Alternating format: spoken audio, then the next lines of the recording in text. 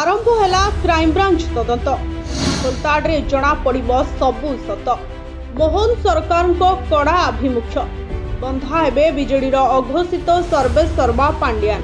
एबे वीके पांड्यान को विरोध में तदंत आरंभ करिछि क्राइमब्रांच। हेलिकॉप्टर खर्च आरंभ करी बीजेडी सरकार समय रे पांड्यान को कार्यकलाप खोलताड़ आरंभ करिछि राज्य क्राइमब्रांच।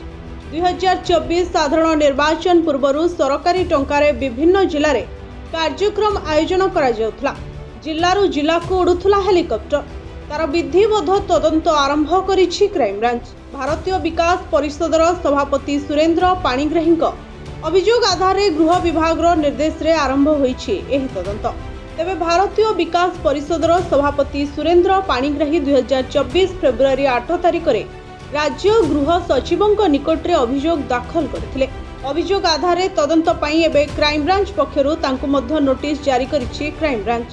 तेबे पूर्वतन 5T अध्यक्ष पांड्यान को विरोध रे रहितबा अभियोगर सत्यता परखिबाकू आसंता 6 तारिख सुधा समस्त दस्तावेज इलेक्ट्रोनिक्स रेकर्ड एवं अन्यान्य प्रमाण दाखल करने सुरेंद्र पाणिग्राही को मध्य अनुरोध करा जायछि।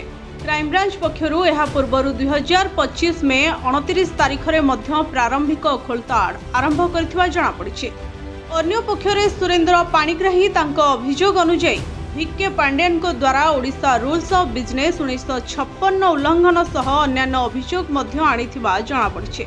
अभियोग अनुसार 5T अध्यक्ष भावे कार्य करथुवा समय रे पांड्यान विभिन्न सभा और कार्यक्रम रे बेआईन भावे सरकारी क्षमतार अपव्यवहार करथिले।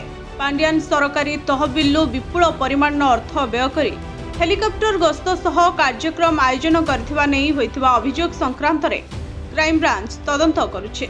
एही नोटिस संपर्क रे सुरेंद्र पाणिग्राही को पचरा जिबारु क्राइमब्रांच ताकु नोटिस जारी करिछि एवं एही अभियोग से साधारण निर्वाचन पूर्वरु देइथिले बोली स्वीकार करिसथि।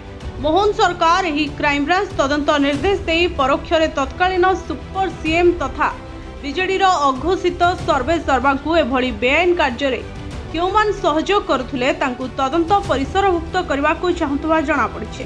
मोहन सरकार 2024 जून मासरे क्षमतासीन हेबा परे पांड्यान विरोध में यह प्रथम एक्शन।